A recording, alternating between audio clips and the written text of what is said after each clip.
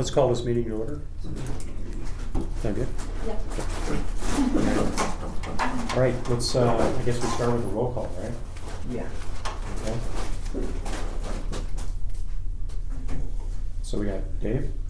I'm here. Dave present, John present, Presente. Marta present, Maria present, Lupe present, Eric present. Here. I assume we have a quorum, right? Lonnie and, 1, 2, 3, 4, 5. Lonnie and John. Okay. Denise, our friend? Friend? Yes. Yeah. Okay. The next would be public invited to be heard, but I don't see any public here, so I think we can move on. The previous month's minutes. Did anybody have any questions, comments, corrections? I just have a slight correction actually on the agenda, Okay. which. On the agenda? It's just the date. It's just a date. Yeah, the date, May 6th instead of April 6th. Oh, got it. Okay. Just for the record. Yeah. Did anybody have anything specific to last month's minutes? Do I have a motion to approve the minutes? So moved. Second. Second? Okay, and it's Dave and Eric. Minutes are approved. Who approved the agenda? Oh, we have to Did you approve the actually agenda approve too? the agenda? Oh, I'll approve the agenda if I can. With the correction to May 6th. Okay, and was there a second? Dave, you want to second that? Thank you, thank you. Okay, we're moving to new business now? Yep. All right, is Kaylee ready yet? If not, I can make a brief comment on the, there she is. Hi Kaylee. Good morning. Good morning. Can you hear me all right? Yep, we certainly can. I am just gonna fix one thing. Sure. Yeah, while you're doing that, I'll pull up my presentation slides. Perfect. That's new. Oh, this is our new That's a board. new screen. This is Yeah. in every room now. Do I need to dim the lights? We good? I'm good. Nice and bright. Kaylee, were you at the open house here at the senior center? I was, yeah. I thought I saw you, yeah. That was a lot of fun.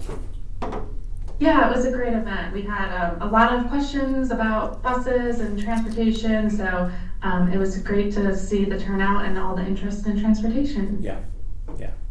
It's a hot topic. Well, great. Well, if we're ready, I can go ahead and get started. You can. Okay, great. Well, good morning, everyone. My name is Kaylee Fallon. I am a transportation planner with the city, and I am here today to give you kind of a year 2 preview of the Ride Longmont microtransit service. So with that, the agenda for this presentation this morning, I will give an overview of data from the first quarter of this year. We also have some survey results to share with you all. And then after that, I will launch into a year 2 preview, talking about some additional funding opportunities and some upcoming outreach efforts. So we'll first start with an overview of this first quarter. So from January 1st, 2026 through March 31st, 2026, we had over 21,000 completed rides. We are actually seeing an increase in monthly ridership for Ride Longmont, and we're seeing about 7,000 rides per month. So that is an increase from 2025. Last year, we were seeing about 5,000 to 6,000 rides per month, and in the first quarter alone this year, that has increased to 7,000 rides a month. So we know that there's still really high demand for this service from the community.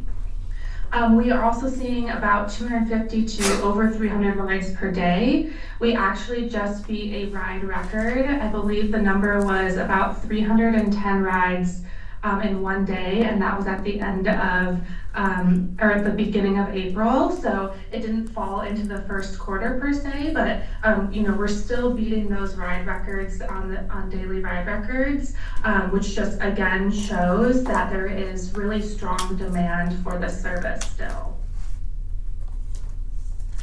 So a little bit more about service operations. We had 34,106 ride requests, and of those 34,000 ride requests, the service was able to fill 28,552 rides. So that number, if you divide the 28,000 by the 34,000, you get what we call a met demand rate, which is how available the service is. And so our met demand rate for the first quarter was 83.3%. The reasons that rides wouldn't be available would be that the service was just at capacity, the service is full, the vehicles are full, it might be a peak time of day. So those would be the reasons why a ride wasn't available and why that met demand rate is not at 100%. It just shows that there's more demand from the community than the service can provide. However, 83% is still a really good net demand rate. Of course, we would love to see that go up, and we are striving to make that percentage go up, but for the meantime, 83% so far is what we're seeing. And then, like I mentioned, we have 21,056 total completed rides. And if you factor that in, that is a 61.7 completed rides rate. That completed rides rate is less than the met demand rate because there is a number of reasons why someone might not take a ride even though a ride was available. So in that case, someone might request a ride on the smartphone app and see that the wait time is 20 minutes, and then they might cancel that ride because, for whatever reason, they don't want to wait 20 minutes. And so that's why that completed rides rate percentage is less than the met demand rate. In that scenario, we were able to provide a ride to that rider, but for whatever reason, they just maybe decided not to take that ride. So just wanted to kind of explain why that percentage is less than the met demand percentage. In the first quarter, we did see quite a bit of rider growth, as I mentioned. So we had over 1,000 new accounts created, which is great. That shows that, the service has been live for over a year, and we're still getting new folks interested in the service, downloading the smartphone app and creating an account. We had 705 riders that completed 5 or more bookings. I think this number really speaks to how many people are finding this service really beneficial for them. They see it as something that they can take over and over again. It works for them, it's reliable. And then we had 2,668 riders that made at least one booking request. So those are folks that, aren't taking 5 or more rides, but they at least tried it out or they needed it in a pinch. And so, our goal is to hopefully convert those riders into making more than one booking request, but it's great to see that we have almost 1,000 riders completing 5 or more bookings. In terms of the total travel distance, so our vehicles, as a reminder, we have 6 active fleet vehicles and we have 1 spare. So we have a total of 7 vehicles in our fleet, but really only 6 vehicles are out on the road at a time. That spare is really only in case of emergency. So between all 6 vehicles, there was a total of 56,485 total miles traveled with riders on board. We are seeing that the average ride distance for a rider is about 4 miles, and the average ride duration is about 13 minutes. So this really kind of speaks to, that 4-mile distance. That's too long to bike, too long to walk. So it's really kind of filling in this gap of when folks need to get somewhere and they can't bike or they can't walk. It's 4 miles away, so they're using Ride Longmont to get there. So I do have a map here, and I apologize, I hope it's not too small on your screen, but I'm happy to send these slides out after this presentation. This is a heat map of the top destinations through January 2026. So this is not the top destinations through the first quarter, but it reflects through January 2026. And as you can see here, a lot of the top destinations are essential service areas or commercial areas that have grocery stores, that have shopping. A lot of these shopping centers also have medical offices. So we're really seeing that this service, Ride Longmont, is connecting people to essential services. You know, we also have downtown in the Main Street area as one of the top locations, so it's also connecting people to you know, retail, to restaurants, to just key community destinations. And then we also have, you know, this area in the southwest that's some offices over here. So, you know, once again, this map really showing that Ride Longmont is connecting people to those key community destinations, to those essential services, to the grocery stores, to, you know, shopping and errands. I did have a question. Someone asked me if we are able to tell if people who are going to these destinations are going there and shopping, or if they are employees. And we don't have a way of knowing that. So it is possible that, you know, we see Walmart up there on 66th and Ute Highway as a top destination. That could be for people shopping at Walmart. It could also be for people who work at Walmart. So, you know, we are making the assumption that we're also connecting people to jobs as well. So our operator, as a reminder, Ride Longmont is operated by a third-party company called Via Transportation. So the city does not own or operate the vehicles, but of course we work really closely with Via Transportation. And Via Transportation sent out a survey in January of this year to all of the Ride Longmont riders. We got some really good data and some really good, you know, stories and quotes that I wanted to share with you all this morning, because I think they really speak to how the community is receiving the service. So there were 150 total survey respondents, which we think is really good. You know, a lot of times folks have survey burnout, they don't want to respond to surveys. So to have 150 respondents is a really good response rate. And of those 150 respondents, 91% agreed that their access to Ride Longmont makes you know, our community here in Longmont a more desirable place to live. And 93% of those respondents would be disappointed if they could no longer use the service. So really just speaking to how the majority of folks are seeing Ride Longmont as a really important service for our community. There's a quote here on the side of the slide. I really like this quote. This is from a senior here in Longmont, and they say that they've used the service since the first day it launched in December 2024. And they use it multiple times a week to go to the gym, to come here to the senior center, and they use it to get to downtown. I love that this person says, I use it so often that I know the musical preferences of most of the drivers. So it's really great to see that connection the rider has made with this service and with the drivers. You know, and then this person ends the quote saying that the service has been invaluable to me and it keeps me mobile. A little bit more about the survey results. So of those 150 respondents, almost half of them, 48%, use Ride Longmont as their primary mode of transportation. And what is even more interesting is that 44% have access to a personal car, but they continue to use Ride Longmont despite having access to a personal vehicle. So I think that really speaks to how convenient and affordable and reliable the service is. If people have a personal car and they can use that, but they're still choosing to use Ride Longmont, it must mean that Ride Longmont is, you know, being competitive with the ease and convenience of having a personal car. We also had a lot of survey results that indicated that Ride Longmont users, you know, don't have other options, that they are low income, that they don't have a car. You can see here at the bottom of the screen, this person says, I use it because I don't have any other options and I have no car. And then this person over here This quote in the blue, this person says, having this service, Ride Longmont, has eased their worries about, getting to work and using transportation in their day-to-day life.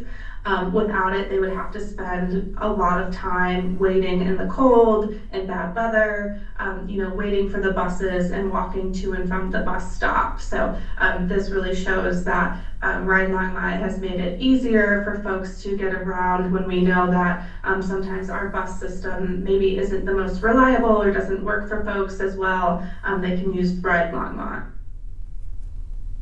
So our key takeaways from this data that I just presented and the responses from the survey shows that there is continued high demand from our community. As I mentioned, we have seen an increase in monthly ridership. We have many low income and no car riders. The affordability of Ride Longmont, as a reminder, it's $2 per person per ride or $1 per senior, student, and person with disabilities. And we had quite a few folks mention how affordable Ride Longmont is compared to taking an Uber or a Lyft. So that was really great to see. As I mentioned, we're seeing those connections to those essential services and those jobs. I do want to mention here, I think it's worth noting that while Ride Longmont is great and while it is, filling the gaps in transportation, while it is connecting folks to essential services, we do recognize that it's not a silver bullet solution for everyone. We see it as another option in the transportation layers or in the transportation system. And so we know that not everyone is able to take Ride Longmont for a variety of reasons. I think one of the questions that I have received in the past from folks that work with senior citizens and people with disabilities was, if I have a limited range of mobility, or I have trouble, lifting my feet up to get into the van, can I take Ride Longmont? And in that case, we would really recommend that person take what we call paratransit or transit specifically for people with disabilities. So that would be via mobility services or RTD's Access-a-Ride. So just want to clarify and reiterate that Ride Longmont is not paratransit, and while we do have wheelchair accessible vehicles, while we do serve a number of senior citizens and we do serve a number of people with disabilities, we recognize that it can't be this magical solution for every single person. And in that case, we would recommend that those folks try to take other options, like I mentioned, as via mobility services or RTD Access-a-Ride. Other key takeaways, the feedback from our public continues to mention a desire for expanding hours of operation, but our service is currently running at capacity and at budget. I would say that funding is the largest challenge to our operations at this moment in time. So in order to extend hours of operation, we've heard that feedback, it would be great to go until 10 p.m. on Fridays and Saturdays instead of 8 p.m. We've heard some challenges with wait times and wait times increasing. Those wait times are really a function of that supply and demand. So as I mentioned, because we are seeing an increase in demand, we would need to add more vehicles to our fleet in order to address that demand. But right now we don't have the budget to do so. So unfortunately, funding is our largest challenge. It is something that we are continuing to pursue and look at additional funding opportunities, but right now our service is running, at capacity and at budget. Okay, so with that, I think that's a good segue into our year 2 preview. So looking ahead at 2026 and the next couple of months and trying to address what I just mentioned, which is our biggest challenge of funding. So as a reminder, this service is mostly funded through grants, and our main grant is the RTD Partnership Program. And so we have 2 rounds of funding from this RTD Partnership Program. The first round of funding funds the service from 2024 to 2026, and we have just over $1 million to do so. If you go down to the next line, We did receive additional federal funding. This is the Congressionally Designated Spending, or CDS funding, from Representative Negus's office, and that was an additional $1 million for 2026 and 2027. We have decided to budget that $1 million for all of this year in 2026. And then, as I mentioned, that second round of RTD partnership funding, we were awarded $1.4 million, and that was for 2026 through 2028. So this is just a table of the breakdown of the total grant funding that we have. If you add all those up, it's a little over $3.5 million for a span of 4 years. And the 2026 call for projects for the RTD partnership program just recently closed. So those grant applications were due at the end of April. So this will be the third round of RTD partnership program funding that we have applied for. We did apply for quite a bit more of additional funding for 2027 through 2029. We wanted to address the wait times, and we wanted to address those hours of operation. So we have asked RTD for a significant amount more. And we are hoping to hear back from RTD. I believe their timeline is this summer. So within the next few months here, we will hear back about our application and what we were awarded. Okay, great. Well, then we will go into some outreach efforts that we are hoping to accomplish this year as well. So as a reminder, in the past, in 2024, when we launched the service and all last year, staff did do quite a bit of community outreach. So we distributed posters and informational pamphlets and digital assets to a variety of city facilities, including the senior center, the youth center, the library, and the rec center.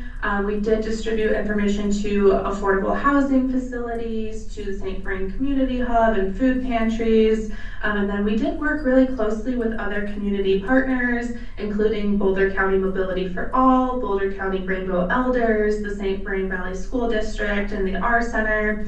So we really wanted to hit these key community destinations, affordable housing, and our partners to really make sure that we were spreading the word about this service.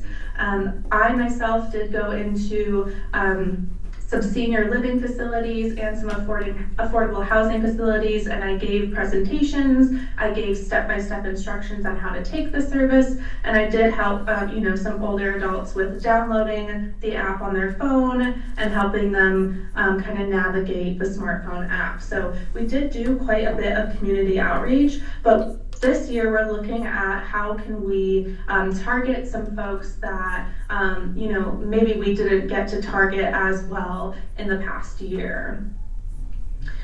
So you may have seen these, but these are just screenshots of some social media campaigns that we also were running last year. So not only did we have printed materials, but we also had these virtual social media materials. So this year, we will continue to present updates at, this board, the Senior Center, our Senior Citizens Advisory Board, and our Transportation Advisory Board. We will continue to, distribute those informational pamphlets and those posters. We were at the Connect Longmont event. We do go to other events in person and distribute information.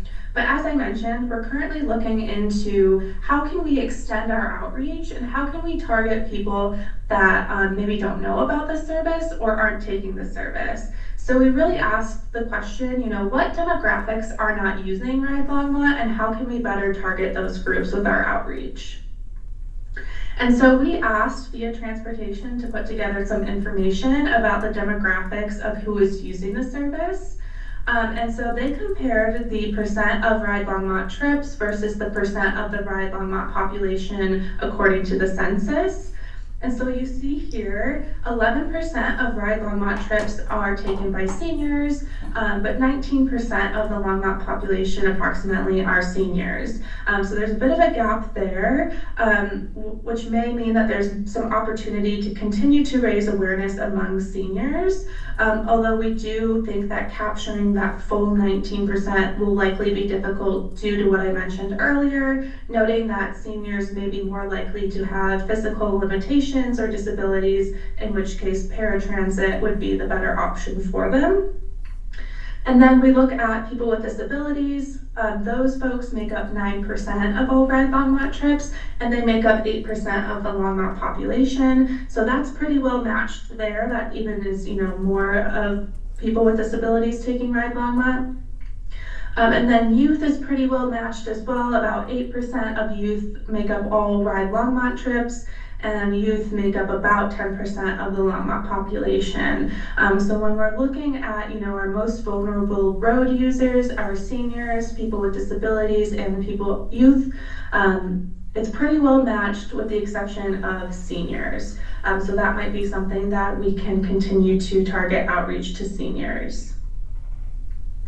From a race and ethnicity perspective, it matches the city's overall population pretty well. So when we look at the percentage of Ride Longmont riders in terms of race, and then you look at the population census data, those match up pretty well there.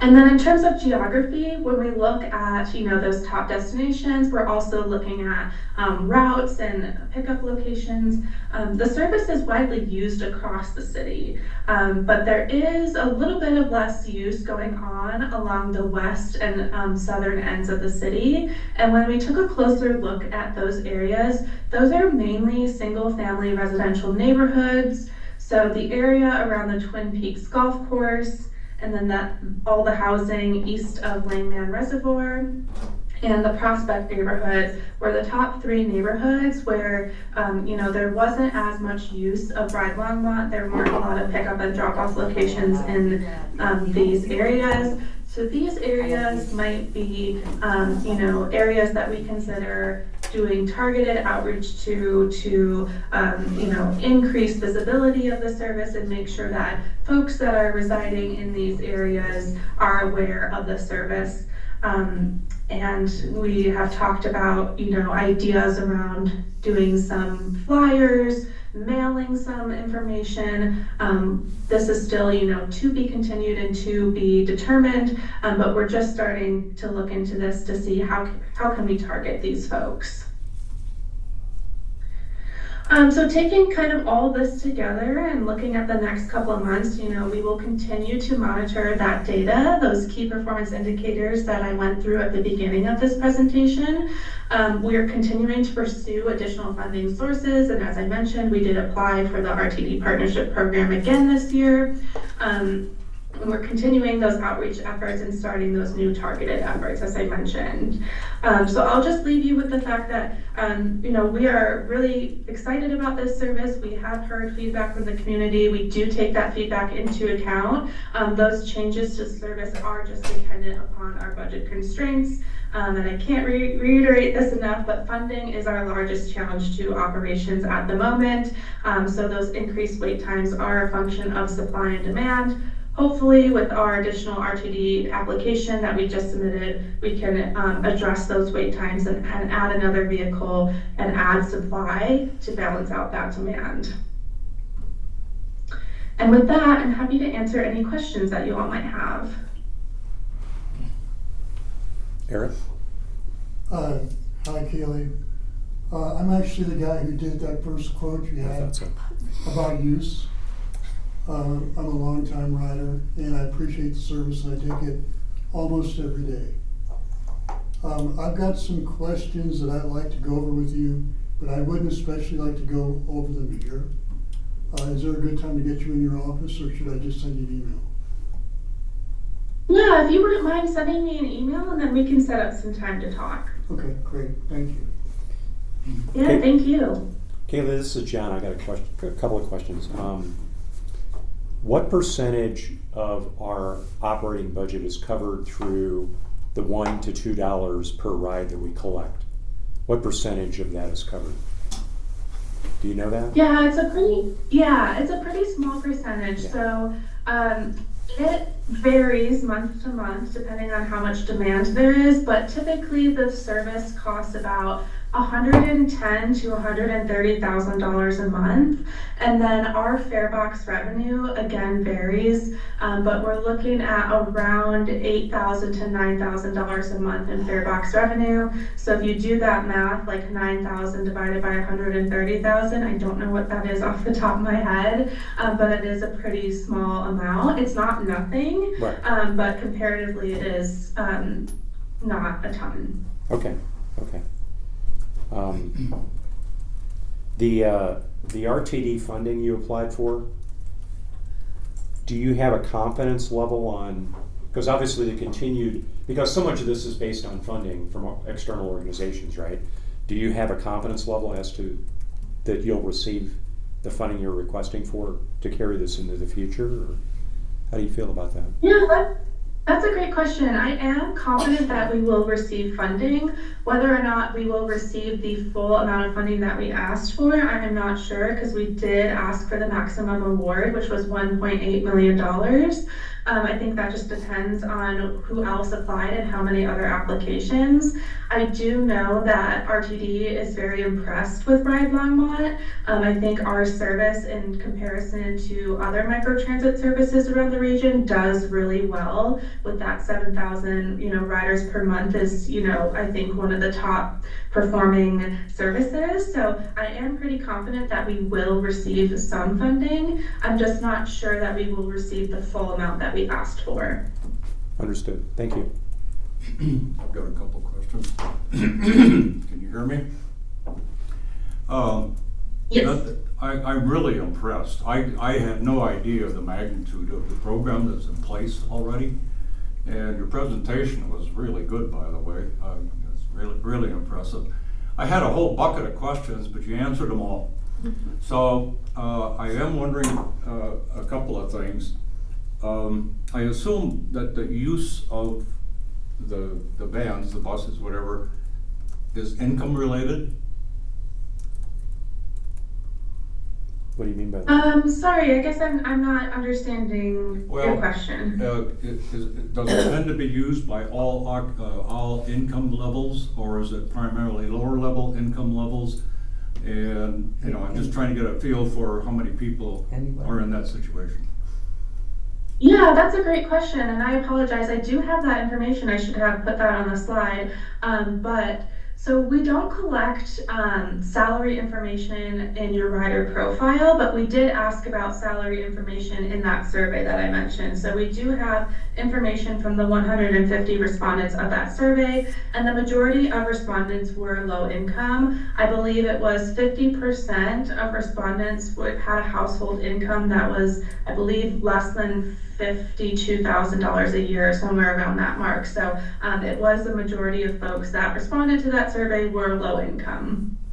The other question I had was, if you get the funding, if you get to the staffing level and the equipment level that you want to get at, that you're talking about now, do you feel that you will pretty well have met the need of people in the community then?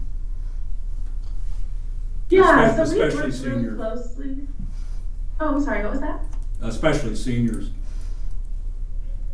Yeah, so we've worked really closely with our operator via transportation to work through those numbers and to predict how many more, vehicles we need to add to the fleet and what the extended hours of operation would be in order to meet that demand.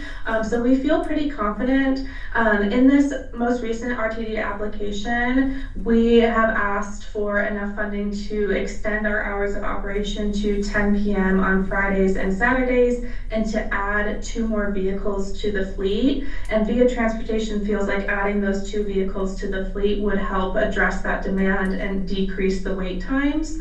So we feel pretty confident by working with them. You know, they're the experts in the field. They know how to kind of forecast the supply and demand. We feel pretty confident that we'll be able to address the demand.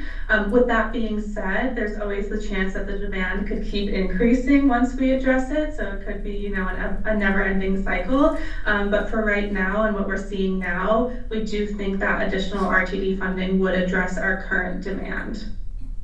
Thank you. Anyone else? Oh, What's her name? Kaylee. Kaylee, I'm sorry. Kaylee Amata. Do you see the Hispanic population utilizing the right? Are they hesitant? Are they okay? Is language a barrier? I mean, are they able to speak bilingual or whatever? I'm not sure that many of the Hispanic population are using it as they should or could. Yeah, that's a great question. So our service is bilingual. So our smartphone app is able to be translated into Spanish. And then if you call the booking center and talk to a live agent, you're able to speak in a variety of languages, including Spanish. Let me just pull up that demographic slide again, because there was information about ethnicity there. So hopefully you can see my screen. It looks like we have about 22% of Longmont Longmont riders are Hispanic or Latino, and then you compare that with the census data, which is about 24%. So this looks to be pretty well matched here, but this is all voluntary information, so we don't require anyone to tell us what their race or ethnicity is when they take a ride. So this is just what people have told us. There's definitely the chance that because it's voluntary, we're not capturing some folks that would rather not answer. But for the most part, when we look at this data, it does match up pretty closely. With that being said, we definitely want to make sure we're reaching all of our community members. So if you had any insight or any advice or any feedback for us, we're happy to take that into account to better target our Hispanic, Latino, non-Spanish speakers. Great. And how about where you're doing out the presentation? Have you done or thinking of doing it to the Salud Clinic? Oh, that's a great point. I have not done any presentations to that clinic, but happy to consider that, yeah. That's a big population that you would hit if you did it, so they know, because that's the problem they have for transportation, that they drive or don't drive or whatever. Great, yeah, thank you, great idea. Anyone else? Well, thank you, Kaylee, for your time. Yeah, thank you, and thanks for being flexible about the virtual setup. I know the weather this morning was a little bit tough and just didn't want to drive on the road, so appreciate everyone remaining flexible with the virtual setup, and thanks again, Ronnie. Thank you, Kaylee. Appreciate it. Great. Thanks, Have a good day. bye. All right, bye now. 9:30. So long, sorry.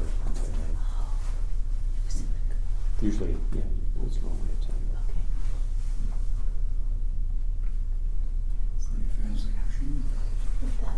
Yeah. So so the other item on here was the city council presentation. John, I don't really have much of an update on that. John Higgins and I are working on it. We've got a ways to go. One of the things that we did want to add to the presentation, we'll probably de-emphasize transportation a bit, because things are kind of rolling along pretty good there, and we thought we would kind of fill that gap perhaps with employment. So Dave will probably pull you into that discussion as well, based on some things that we've done employment-wise. But John and I are thinking about adding some employment-related activities into the presentation in June. I think it's at the end of June. I don't remember if I've got an exact date yet. I think June 30th? Was it June 30th? I believe so. Let's see here. Yeah, you're right, Ronnie. Yeah, right now we've got it set for June 30th at 7 p.m. during the city council meeting. The other thing I want to raise real quick, Karen Roney and I are going to, well, we hope we'll be doing a proclamation for, I forget is it Older Americans Month, I think is what they call it, or Older something month, Older Citizens Month or something. Anyway, there's a proclamation that I drafted up that I sent off to the city for approval. It takes a couple of weeks, but if they approve it in time, Karen and I are going to stand up during the city council meeting on the 19th of this month for about 5 minutes or less, and just basically discuss that proclamation with city council, and our goal would be then for city council to basically endorse it. I've never done this before, so hopefully I didn't screw that one up too bad. Okay, so with that, I think we can move into reports. So the first one on the letter A is manager's report. Nice pile. All right. So you know what? I'll jump in with the Elder Exchange first. Some updates on the Elder Exchange. So we're working with the Northern Arapaho leadership to coordinate details on the exchange at this time. We've been having bi-weekly ongoing meetings. We have a date to host here in Longmont. It's July 15th through 19th. So they'll arrive on a Wednesday. We'll have time for our participants to all be together Thursday, Friday, Saturday, and they will head back to the reservation on Sunday. So we have those dates. Again, still working on a lot more of those fine details. Once we have dates to visit the reservation, after that part of the exchange, then I will communicate that out to our participants and begin that application process. Application process will be the exact same as last year. We'll have time to advertise it, promote it. It'll be open for roughly a month, and then our leadership will be able to review all of our applications. Also wanted to share that at the city open house that we had here at the Longmont Senior Center, our comms team rolled out the Elder Exchange video, where we meet, the first Elder Exchange between Longmont and the Northern Arapaho. So we used this classroom as a presentation room for our community members that were in attendance for that event, and gave them the opportunity to come in and view this 15-minute video. It was on a loop for every 30 minutes. The showing was 15 minutes, and then we had that 15-minute buffer to answer any questions that they had, and then get set for the next showing. And so we had a big turnout. We had a lot of our participants come and be a part of that process too, and share with our community members their experiences. Those community members that were in attendance were very impressed and very, very proud to learn that our community is not only invested in this relationship, providing this opportunity, but also that it's here coming out of the senior center as well. So we had the comms team organized everything. We didn't keep actual attendance numbers, but I would say that we had on average, some groups were larger than others. I would say around 7 to 8 people per showing. So a lot of good information there. With this as well, I did an interview last week with the Longmont magazine. Wanted to find out more information about the Elder Exchange, so that will be in the June magazine. And with that, I wanted to share, any questions first before we get going, and then I wanted to share the Elder Exchange video with you. I was here practically all the time. Yes, you were. And my concern was I did not see enough Hispanic that should have come, even though, the language they could not speak. There were some from the youth center or whatever, Jenny and others that spoke Spanish that could interact to whatever. Our population needs to know the whole bank of the seating, where is who and what, you know, that if they need questions or concern, that they know what's available here in the city. And also that the city staff, I don't know, that they know who's over there, who's kind of knowing each other, kind of, sort of, that something that could happen. Yeah. So they know, oh, Ronnie's over there, yeah, it's over there, and whatever, you know, what they are, what each other are doing. Right. For information to themselves, so they know where to bounce the ball and whatever. That's Right. really, really, really important. So I know that there was communication, both English and Spanish, using the city's communication outlets, social media, email, those things.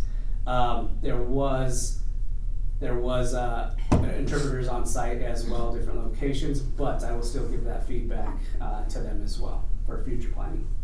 So, thank you. And we're around to whatever. Yeah, it was a good turnout collectively. Yep. In our building. I know last I heard, and there was still a good maybe 30-40 minutes before we were done. At that point, there were over 300 community members in attendance at that point. They had somebody at the door, candidly. So. The burritos were good. So Yeah, they were. Santiago's. Yes, and if you attended, you got a free burrito. So, if not, too bad. Eric got a 2 or 3, I think. All right, so here's the video that was displayed in this room.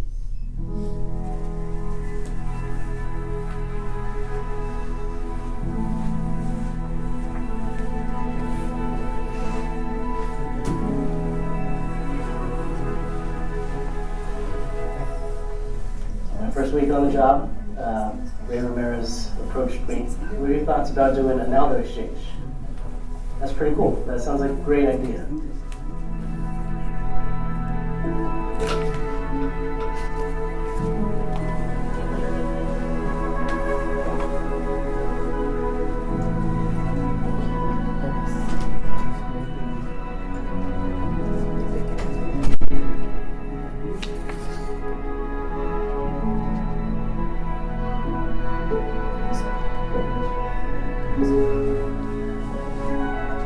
We as a community are doing something that has never been done before, an elder exchange with a tribal sovereign nation. It started off with our welcome home dinner here in Longmont at the Longmont Museum. You know, when you go to a place, you know, you don't know what to expect, you know. They don't know any of us, we don't know any of them. It's the awkward periods we sat there at tables. What did we talk about? What did we say? I was expecting very hard to connect. I was kind of worried, a little worried. Who are these people that we're going to meet, you know? How are they going to accept us? How are we going to be greeted, you know? My name is Carmen Ramirez, and I have the honor of saying welcome home to Northern Arapaho Elders. Talking with Lee, we were able to discuss who we think should be the best person to say the blessing for our first meal together. And that was the easy selection. Talking with Lee, it was Laverne White. She's going to pray in silence because prayer for her is between her and the Creator. She's going to share that with us in both silently. To us, you know, in our tribe, with our culture, it's an honor to be asked to pray for a meal, you know, with a crowd, you know, so I felt really humble.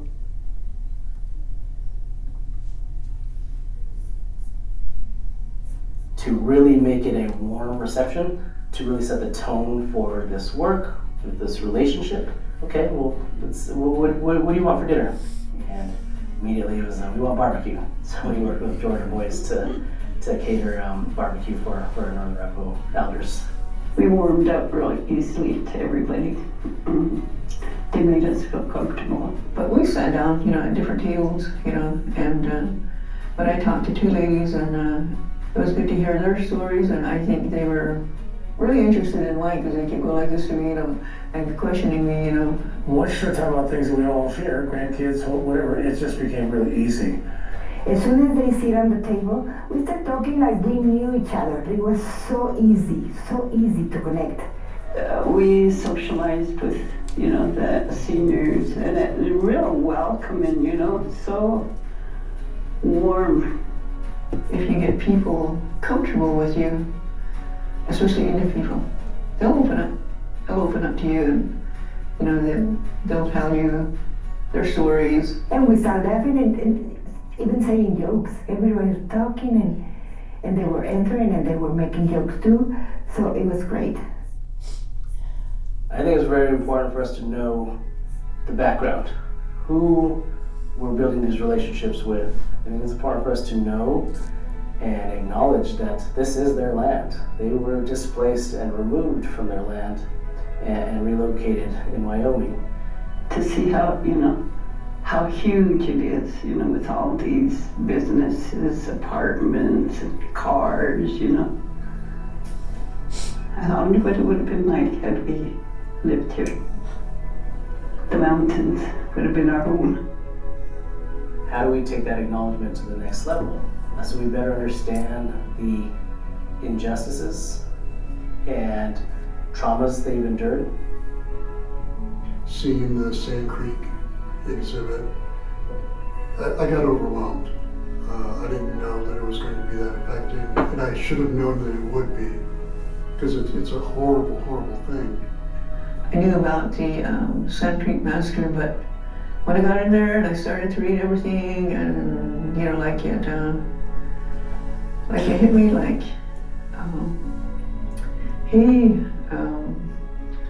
this is what they call historical trauma. Something I read about before, but exploring it with Native Americans, their ancestors were affected by it, was nothing I have ever experienced before. I heard a little of the story, but I didn't know exactly what happened and the way it happened. And yesterday I cried a lot. Just imagining kids and women and elders were hurt.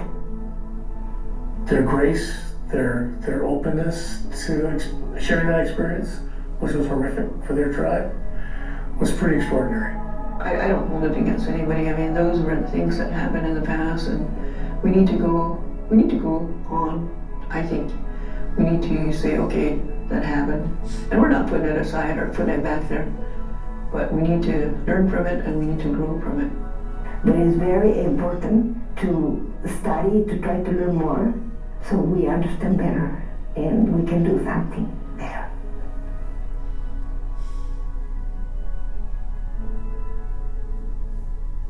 The purpose of Sister Cities was really about how to bridge cultures, one person at a time and one relationship at a time.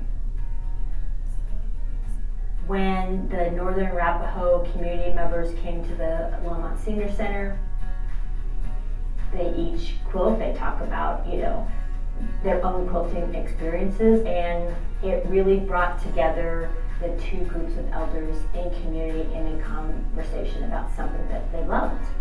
And then one of the quilters ended up making a quilt of the Northern Arapaho flag. This is the Northern Arapaho flag, and this is the Longmont flag. We're going to make two flags, one for Arapaho and one for us.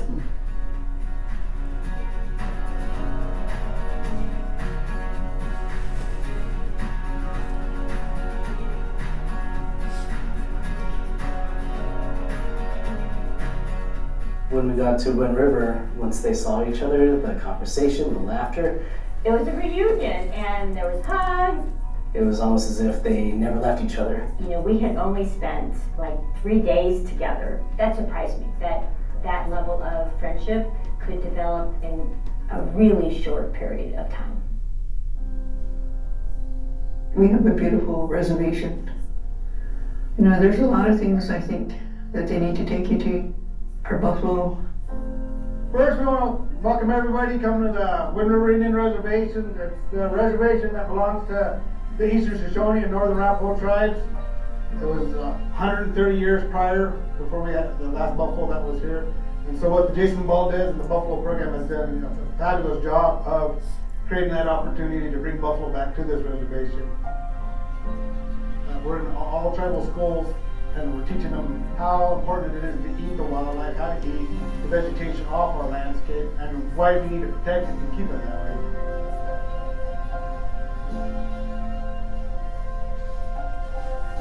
It was our next to last evening there, and we were gathering, because we would gather every evening for a meal of some sort.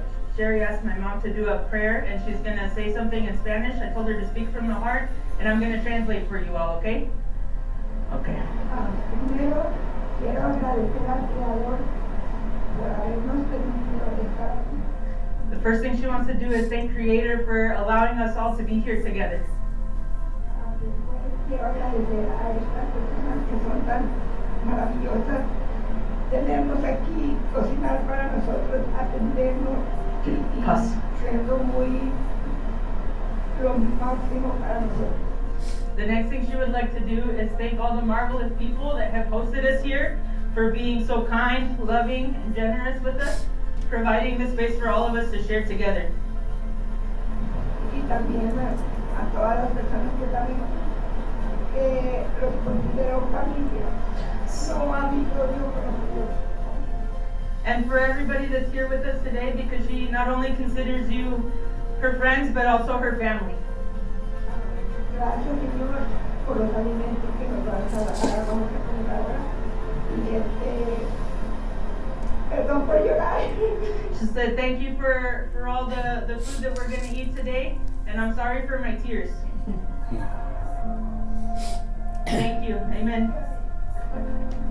Right around the same time when she started, we had this big thunderstorm that came, and then again we all looked up, and there were not one, not two, but 3 rainbows that many folks from the Northern Navajo tribe said it was a sign that the blessing was well received.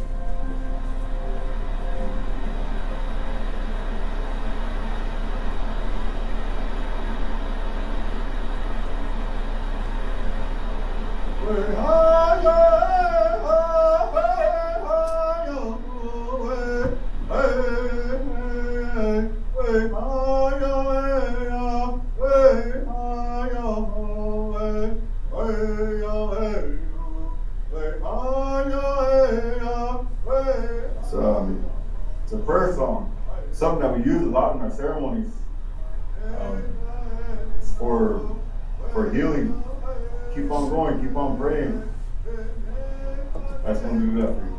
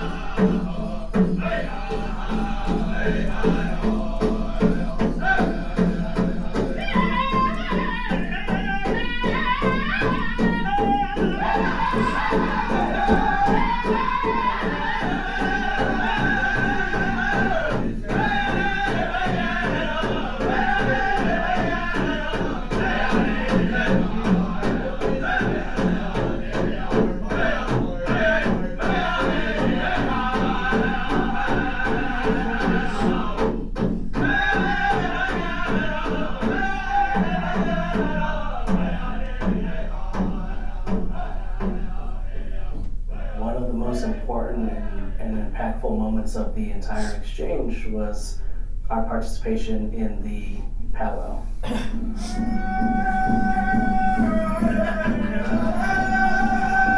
and gentlemen, those of you that can rise, I kindly ask you to please rise as we honor our Longmont elders. But as I read before in a short brief, the city of Longmont and the Northern Navajo tribe were introduced to each other in 2018 at a meeting in Boulder where Mayor Bagley and the late great Stephen Fasthorse, a Arapaho Business Council member, had decided to see if they could connect their communities in a meaningful way. 2023 discussions introduce an elder exchange between both communities. After years of collaboration planning, this year, the first elder exchange was introduced. In March, Northern Rambo elders welcomed home to Longmont. During this exchange, elders from both communities spent time together visiting the Longmont Senior Center, the Colorado History Museum Sand Creek exhibit, and attended the Denver March Powwow. Today, Longmont elders are with us, spending time in the Wind River Reservation along with this year's student delegation. They toured the Populous and the Rambo and Buffalo Ranches, also enjoyed Sleeps Canyon.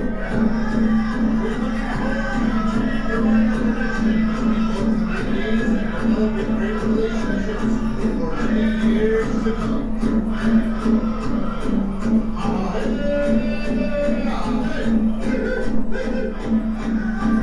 Thank you, Longmont Senior Services.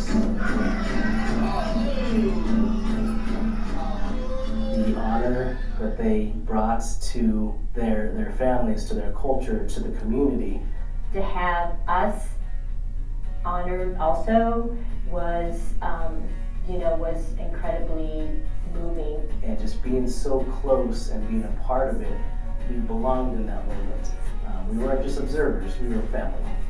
I've heard many folks talking about how it really was a life-changing experience for them. What I would like our people to take away with it is that, yeah, you need to come down here. You need to see the country. You need to see where we were at. You need to start looking at what our history was, we need to continue the relationship. I'm proud of the city's investment, our community's investment, our friends in Longmont Senior Center's investment in this relationship and providing these opportunities and really seeing the value and impact this has on our senior community, but again, our community as a whole. I'm proud of our staff for their hard work and their dedication just to make sure these exchanges, whether we're hosting or traveling, go as smooth as possible. I'm proud of where we've come in such a short period of time. I think this is a good step, and I hope other places start doing it too. I think it's important for our community to know this exists, to celebrate that, and figure out how to build upon that. How do we set the tone and set that example for surrounding communities as well?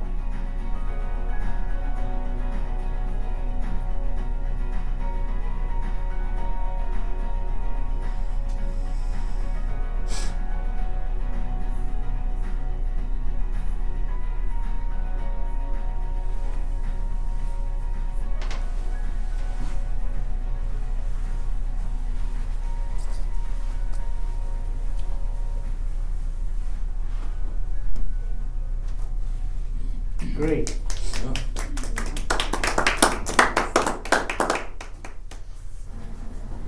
Okay. Has City Council seen this yet, Randy? I don't know if they have directly. I know that the comms team, I'm sure they have kind of in process, but I know our comms team is working at doing an all-city rollout communication on this, I believe, next week. They just wanted to make sure they had everything accurate in place and current, so that way when it does roll out in a formal announcement, everything is great, perfect, yeah. But the video was complete and they were ready to showcase it at the open house. So they did a really great job capturing the experience of the relationships being formed and developed and the impact it had, and as Karen said, in the video, in such a short period of time. And so we're excited to keep this going and we're going to sign up for the next one. All right. Yes. I don't know if it's appropriate, but I don't know if it was mentioned. I didn't hear it, but the sponsors paying a good deal of the cost for the trip was by the Friends of the Longmont Senior Center. Mm-hmm. Yes, and it was mentioned and it has been on multiple levels. All right, so moving on. Any questions about the elder exchange or the video in this process? I'm gonna check, look at he spelled my name wrong. I'll check. I'll let them know. And so that's what they're looking for, those details. I'll let them know. Yeah, I mean, I'm gonna go over there this afternoon. And then you just hit the table. Yeah. It would be great to somehow, sometime, transfer into the PBS, you know, the channel 6 and 9 that they show. It would be great. It would be great. So, you know, all around, people are watching that program. See, it's not very long, it's good enough, short enough, whatever. It would be really, really, I would recommend to hit. I agree. Moving on, the 2027 budget process is underway, so I'll be working with our team and our department to kind of navigate that, you know, identifying what our priorities are, how we rank those priorities, and with there being, with funds being forecasted and limited, you know, how do we approach this? So May, I submit and by the end of May, I will submit my budget requests. In June, I'll go to budget defense, and then in September, we will be notified of what the 2027 proposed budget will then go to City Council for approval. Yeah. Do you have a budget increase this year? So that's what I have to go. No, I mean, are you proposing a budget increase? A budget increase, yes, for some requests, yes. Okay, is your budget request different than last year? I mean, what your priorities are, or are they about the same as they were before? About the same, yeah. I need staff. Okay. Do you expect that you're going to get your budget increase? I have no expectations right now. Hey, Ronnie. Anything's possible. Right? Have we, in the past, when we do the presentation, this next one will be at the end of June, right? We do our 5 minutes with the City Council. Does that align with any of your budget requests historically? Has it? It validates the data. So the advisory board, the presentation that we're talking about, really highlights the accomplishments of the advisory board, and the advisory board will be able to identify and celebrate the work that you all have done and the outcome it's provided.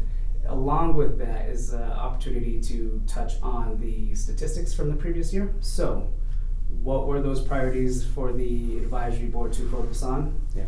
And the data that directed that work of the board. So you'll be able to touch on both of those things, and in that process, it really does highlight, you know, the need and what it is that I will be requesting for right. And that's where I'm going with this is it could be a great opportunity, right, to during that presentation to hit upon a couple of things that you are actually going to be absolutely. So they do get them primed, right? Yeah. And yeah, so you know, back to your original question is it going to be very similar to last year? Absolutely. Okay. We need staff. Mm-hmm. We need staff. Okay. So that's budget. The budget, number 4, Boulder County Area Agency on Aging. I'm working with them to develop community conversations on aging, aging and caregiving here at the senior center. So what Boulder County, the AAA is doing is seeking community input to collect more information on their 4-year plan process. So it goes back to the Area Agency on Aging report.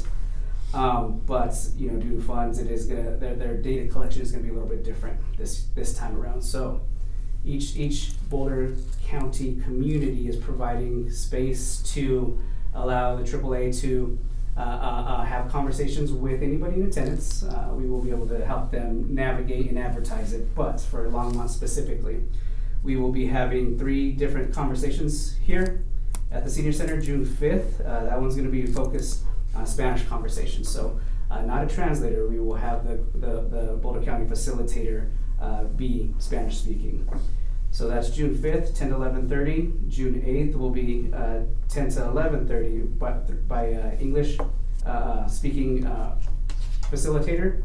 And then June 22nd, 5:30 to 7 p.m. English speaking facilitator.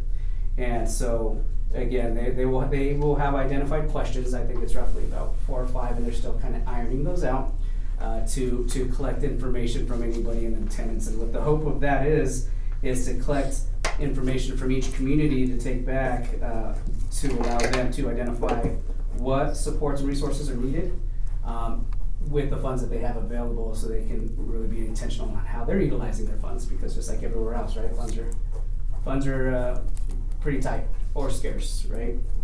So we are ironing out all those details. We'll be able to put it in our newsletter. I believe that will be going out this Friday in our newsletter as well, along with their communications.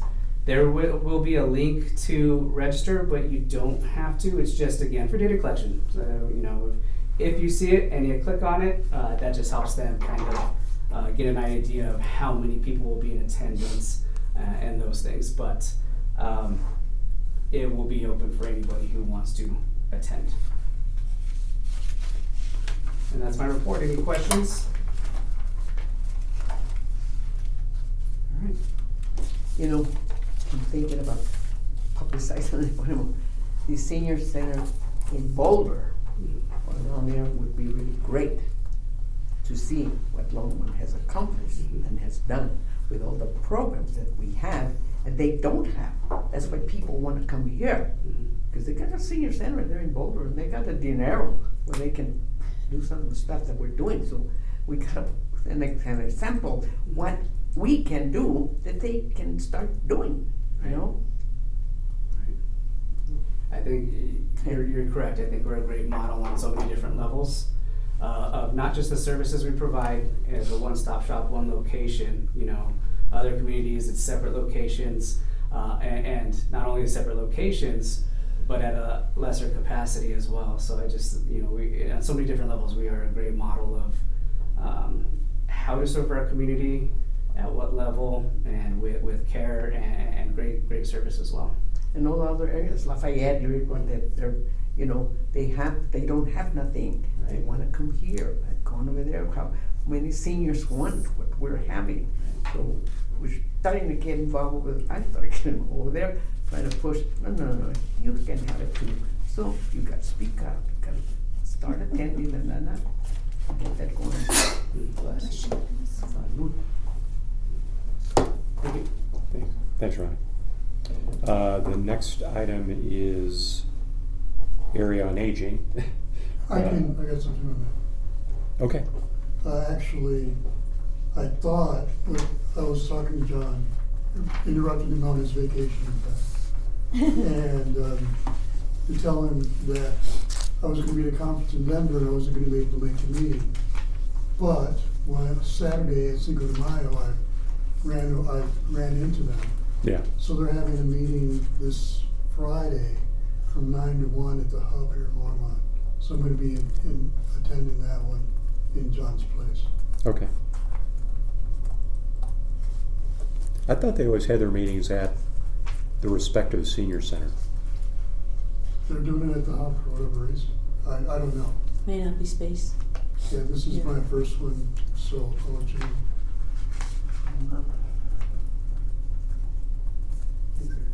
Okay.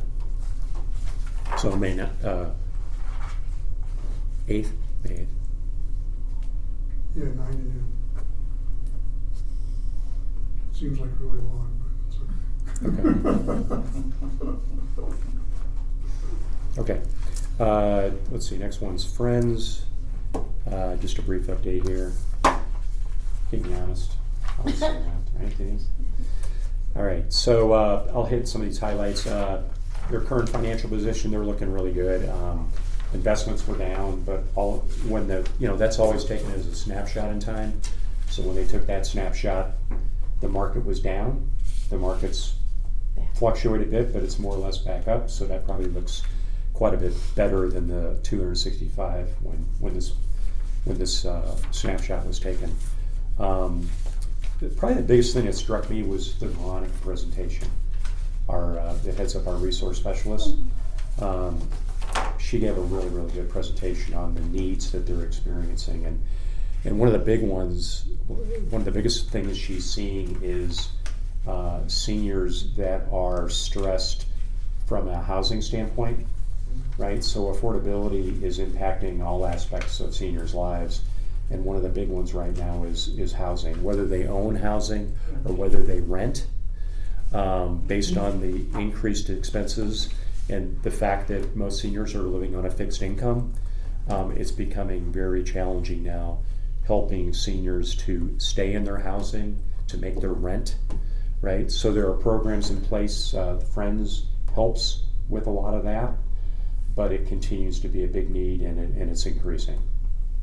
And Dave and I talked about this because one of the things that we think could help seniors is if they understand the opportunities for employment out there, because at some point, if you only have so much income, you may be looking to increase your income to help make those expenses, make ends meet. And that helps them to stay independent instead of relating to their families, because some families don't want them, they don't want to deal with them. That's a shame, but that's what is going on also.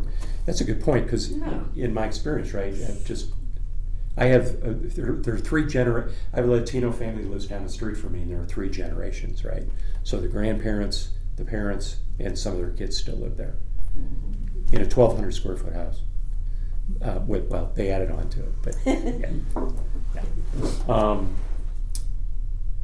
I don't know, Ron, if you could, with the Boulder, or Eric, on the Boulder County Area on Aging, that we learned there was a $13 million shortfall that's impacting a lot of their programs. One possibility that came up was that it might get absorbed into Dr. Cog in the future. So I don't have a lot of information on top of that, but and so there's no yes or no. Is it a possibility? Absolutely, right? Is it in the works right now? No, right? So just like anything I think we've learned more than anything over the past couple of years is just figuring out how to navigate these situations when they just appear, because everything's been happening so quickly, right? So there's never really time to prepare.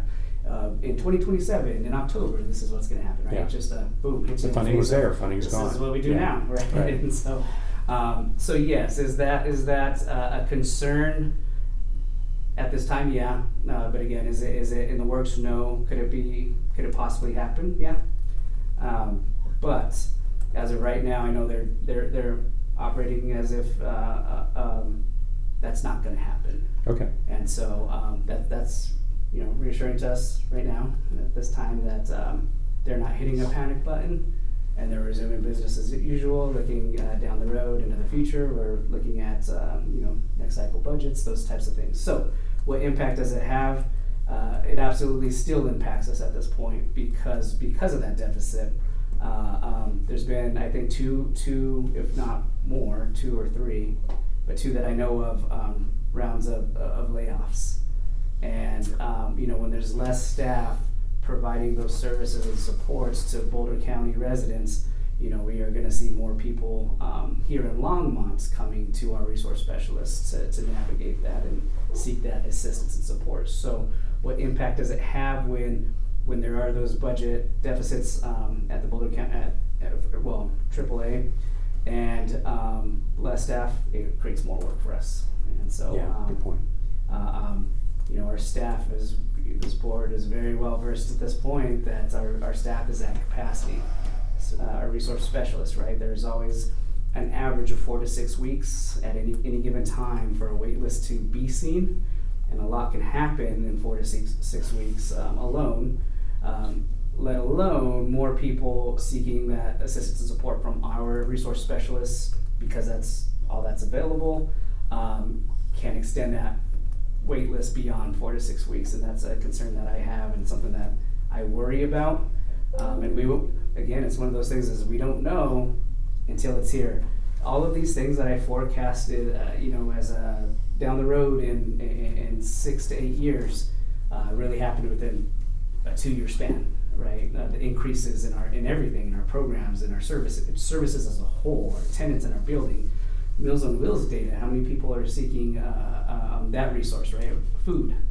And you know me, my approach is always proactive instead of reactive, kind of figuring out how do we stay ahead of that. Again, everything happens so quickly, it's just well, how do we navigate it now that it's here with an anticipation that it's gonna get worse, right? Yeah. As resources, those supports continue to be less available for our senior population.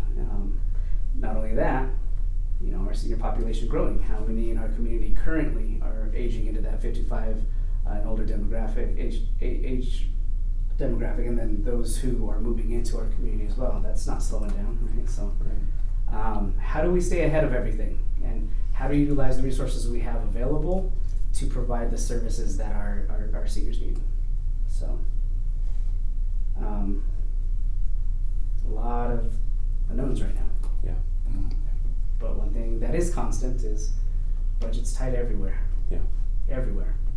Board, county, city level, you name it. Yeah. Thanks, Ryan. Appreciate it. Just a couple. You have the same amount of staff as when you started, basically, don't you? Yeah. In 4 years, same amount. Well, with the addition of one recreation programmer. Yeah. But yeah. And that's good in some respects, right? Compared to other organizations. Staff, at least. Yeah. That have had a net loss over that period of time. In other That was a areas. great need at that time for sure. Yeah. The only thing I was going to add is there's a new logo coming, right?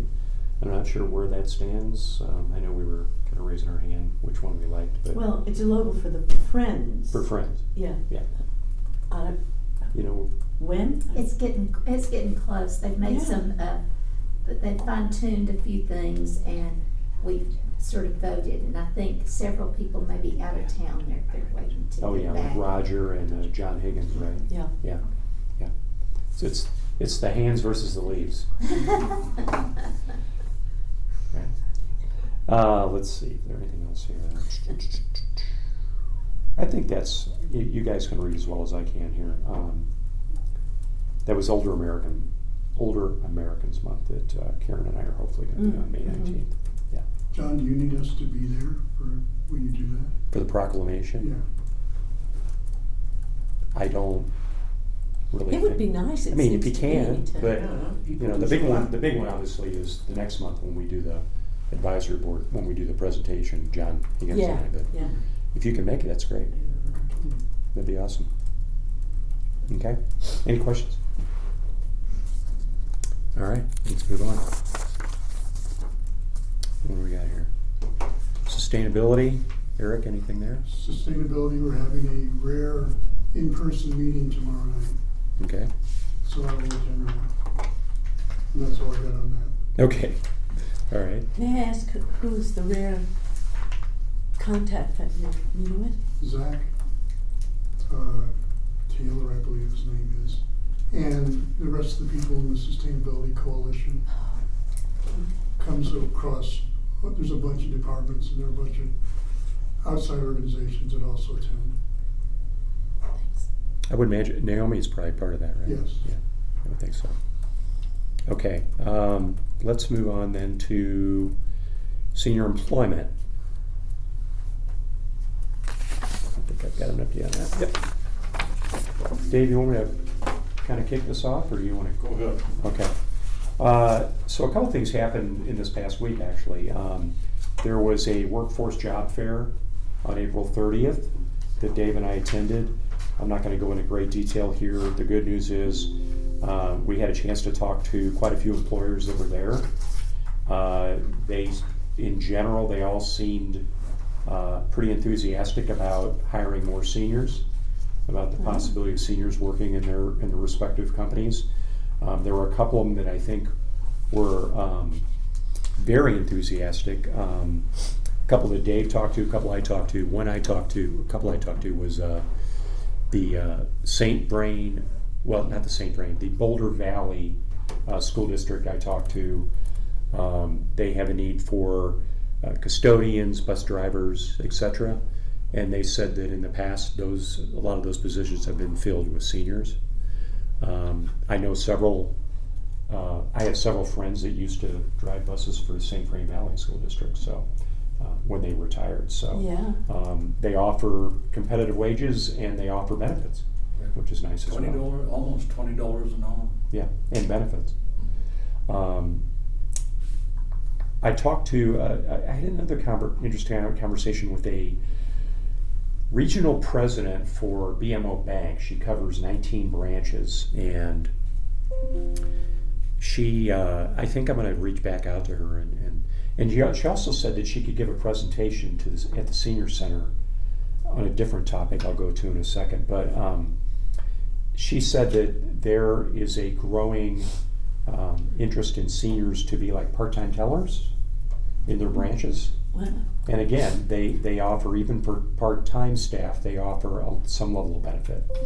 So I thought that was interesting. I know, Dave, you had talked to a couple that you thought were particularly suited for seniors as well. Not only were they interested, they were downright enthusiastic, a couple of them. But, so the interest is there. It's a matter of cultivating it, I guess. Yeah. The other thing I'll mention is that those same employers will be invited for the senior employment job fair that I know is being discussed with Brandy for later this year. Official as of today, Tuesday, September 15th, 11 to 2 p.m. here. September 15, 11 to 2 p.m. And that will be in D&E.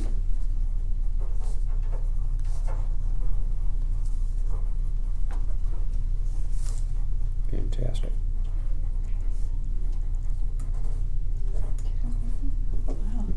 That's great. And the same folks will be invited. Many of them. The same folks will be invited. Yeah. Yeah. So Workforce will, they'll be responsible for the invites.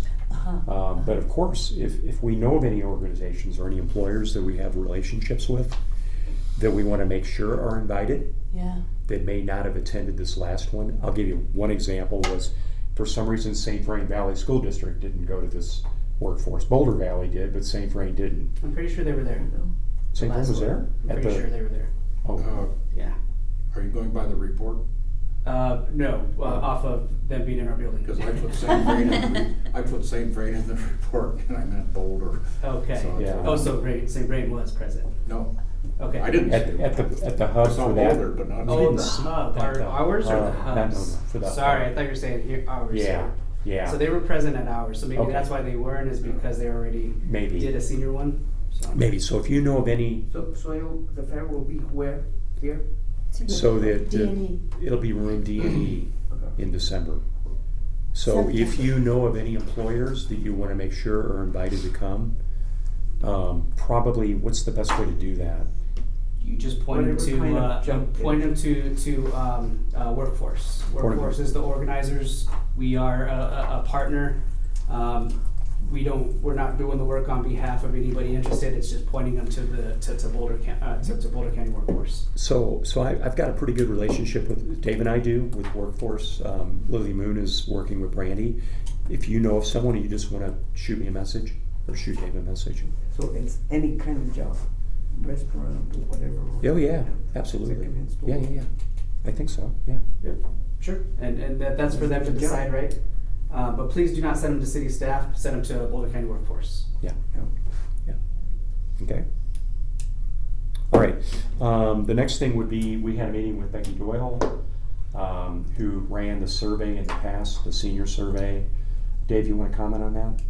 Yeah. Maybe should I just go into the board advocate thing? You can do that if you want. Wherever that information would be that you want to discuss on the meeting with Becky Doyle. Let me think here. Why don't you finish now? Okay. So the other thing is, we had a meeting just a couple days ago with Scott Yoho.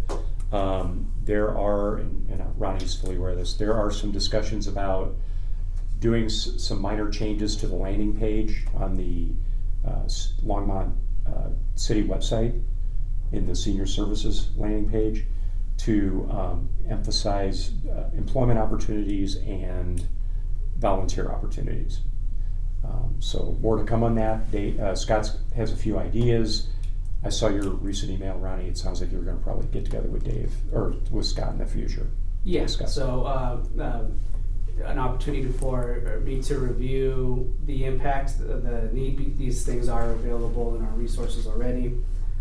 Take feedback from our staff to see if we need to provide any updates or changes to our website or landing page. I would say this kind of centralizes the source, wouldn't you? If they go to the Senior Center website, then they can go to those links from that website. Yeah. And that kind of centralizes it.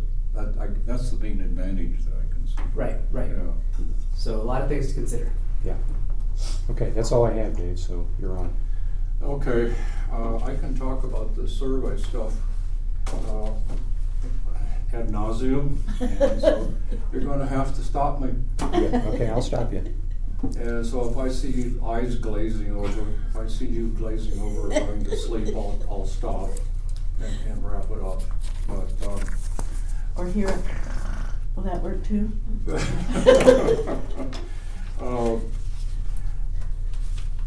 I'm not really well prepared this morning.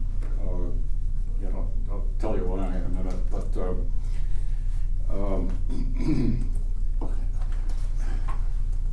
one thing that I mentioned to you, John, that was really disconcerting, that I found out a few days ago. I talked to Elmer Sullivan. Some of you know him. He's in the tech center. Yeah. And then I also talked to Brandy Queen. And the question basically of Brandy was, how many people do you give employment assistance to? And other than referral, it was dead last as far as the kind of assistance that people wanted. They just didn't ask for assistance. And then I talked to Elmer, who's, if you know him, he's active in the tech center. And I said, well, why don't we have a program to bring seniors up to date as far as their employment-related skills? And he said, well, we tried that a while ago, and we had one person sign up, and then he didn't show. And so I was just amazed, frankly, when I heard that from both people. And I thought about it for a while, and I concluded that people just don't see the senior center as a place to go for employment as far as assistance is concerned. I guess that's appropriate. That hasn't been your role over the years. But then I compared it to what's happening in our society right now, which is, you all know everybody's getting older, but everything I read from credible sources says that more people are working later. More people want to be employed. More people need money, supplemental income to just get by, especially the last year or two. And so a third of our workforce is over 50 years old, and of the people that are retired, I think I read that about almost half are either employed part-time or full-time or looking for employment. So the need is there. According to these other sources, it's just as they don't come to the senior center for help. And I don't know if that should change or not. Personally, I think it should. I think that that's a different issue. Well, so I guess I've established that people don't come here for that, but there is generally a need according to everything that I read. So now I'll go to Becky Doyle. We did meet. At the risk of boring you beyond belief, I'm the only guy that I know of that is a real survey nerd. I'm just a real geek when it comes to surveys. I talked about the survey last time. Do you want me to review it a little bit? Because most people don't really remember that stuff. I will if you think I should. To give you the basic idea, should I review it? No. Sure, why not? Can you keep it to just a few minutes? Couple of minutes? Yeah. Like I said, if I have to be shut up, just say something. Okay. If the survey that was done in 2023 by Becky Doyle and her people, they had responses. I think they surveyed almost 1,000 people, and the responses that they got were pretty close to the distribution of our population. In other words, the number of seniors in the sample, the proportion matched fairly well the sample. So the sample and the populations were fairly close. So that's one good thing that they did. And they asked how long had they visited the senior center in the last 12 months. And almost, that's a huge percentage, like 2/3 of the people surveyed said that they had been to the senior center. That's good, right? The results are all very positive. In general, the older you got, they broke out the responses by age. And the older you got, the more likely you were to attend the senior center. For example, if you're 55 to 64, 37% of the sample came to the senior center. If you're 85, 97% came to the senior center. So there's a relationship. Oh, yeah. Stay with me, Eric. Yeah, I'm sorry. I'm trying to make this a little entertaining. So that's one thing that came out. And then there were several graphs and charts that had to do with the most popular programs. And the most popular programs consistently came out to be classes and workshops, exercise and fitness, free drop-in activities, and what was the other one?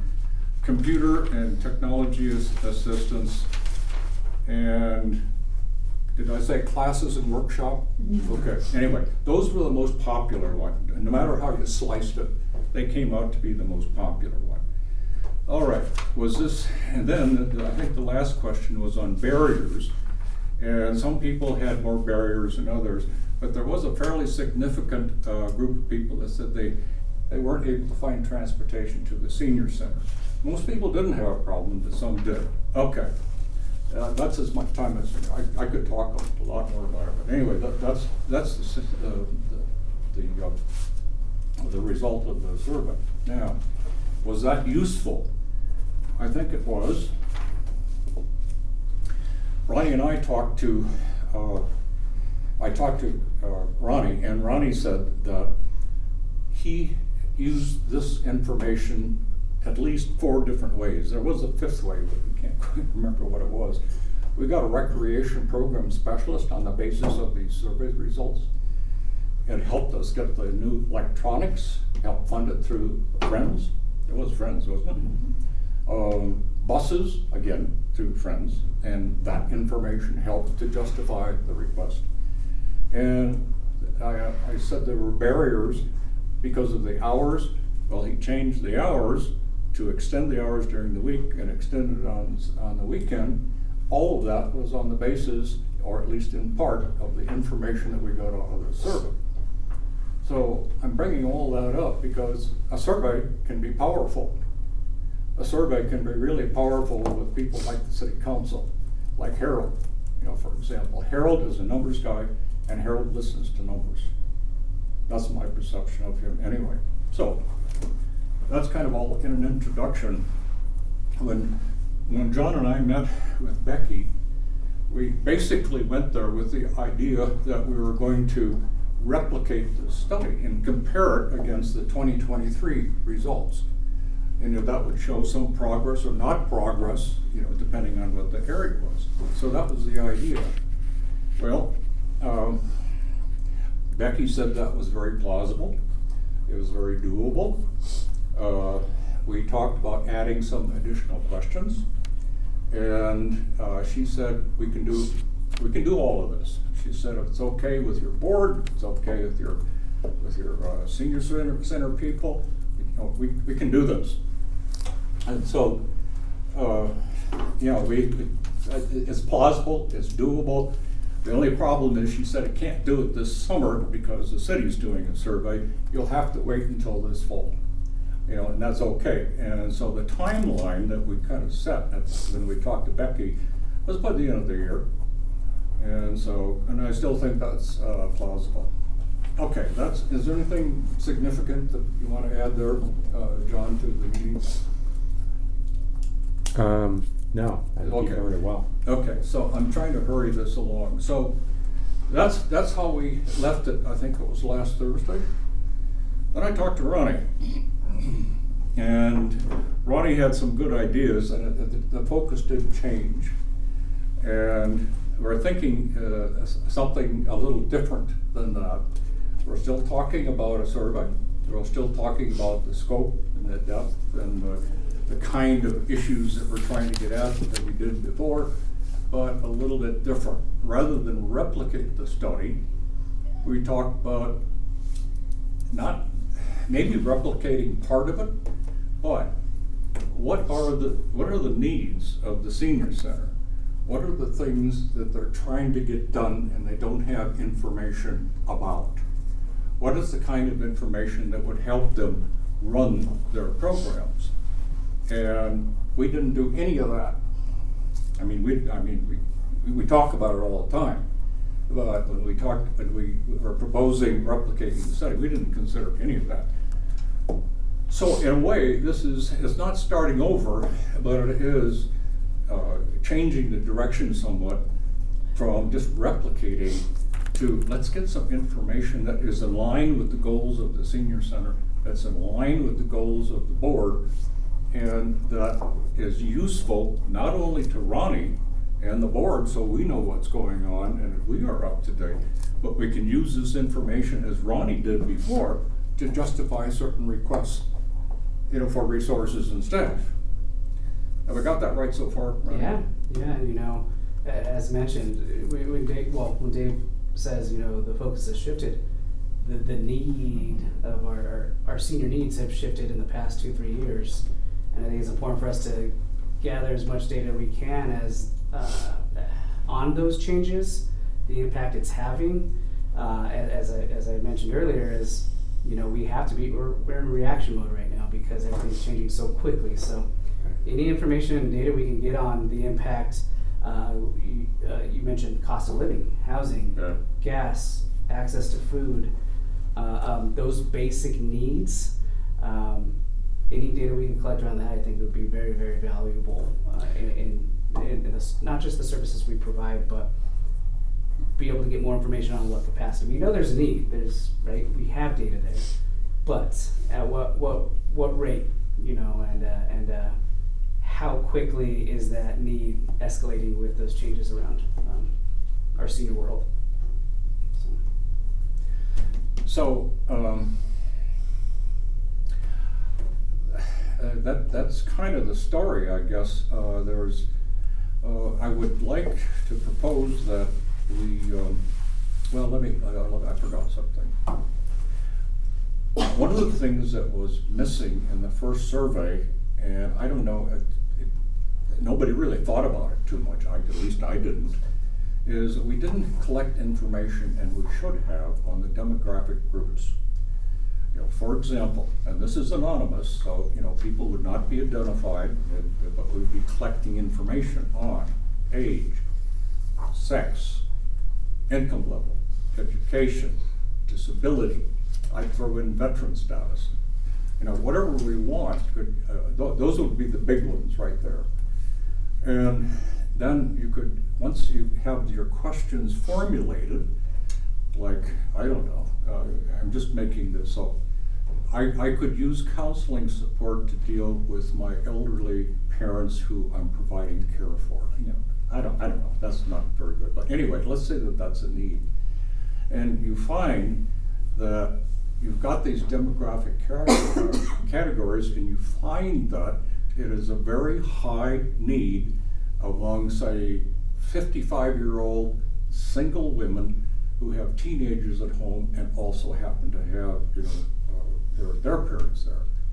Okay, or you find that there are veterans in general that there are a lot of old elderly veterans that are having trouble with homelessness or food insecurity, those kinds of things. What I'm getting at is that that'll pop up in each of these categories according to the answers they gave, and then that tells Ronnie where he can focus some of his resources and where he can ask for additional resources if he needs them. Now, this is not hypothetical. this is stuff that you can do. And so, that's the kind of the direction that I think we should go, that I think that Ronnie is comfortable with.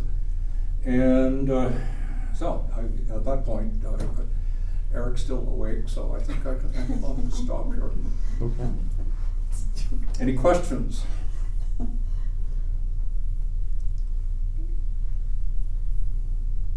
Good job, Dave. No, that's good. That was good. And, Yeah, and thank you. More to come. All right, well. When you talk about the veterans that I see on the Veterans, street. yep. Yes, with their car and their job, with money. I wonder, who do they connect with? Do they have connections? Because in need of a job, we're talking about job development. Yeah. That so should have some type of a job instead of being a hand-me-down, whatever, and have also a problem of alcohol, drug. Right. That's why it keeps them right in that direction, that they cannot That's tricky. get it together, you know?